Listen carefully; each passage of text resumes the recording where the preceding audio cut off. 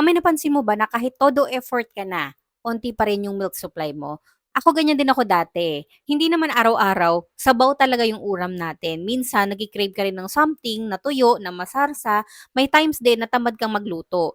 Hindi lahat may malungga yung ulam natin. Kaya talagang may times na umuonte yung supply mo. Pwedeng possible reason niya na stress ka, napuyat ka, or humihina ka na kumain. Kaya nga very important na kapag ikaw ay breastfeeding mom, kailangan uminom ka din ng mga malunggay capsule para tuloy-tuloy yung supply ng breast milk mo. Lalo na kung ang baby mo is less than 1 year old pa, main source talaga nila is dapat milk. So para sa mga naghahanap ng effective na malunggay capsule, ito yung marirecommend ko sa inyo. Itong malunggay capsule ng Buds and Bloom, pure and young malunggay po siya. Usually 100 capsule po talaga yung binibili ko kasi mas mura mo siya mabibili and matagal mo siya magagamit kasi nga 100 capsule na siya.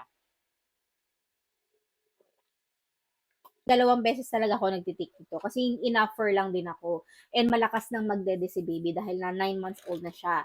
Kahit na kumakain na siya, malakas pa rin siya magdede. Kaya twice a day ako nagtitik nito. Kaya laging 100 capsule ang binibili ko talaga. Lagi silang nagsisale kaya abang-abang ka lang para mura mo siya makuha. So, ayan, i-check out mo na din yan.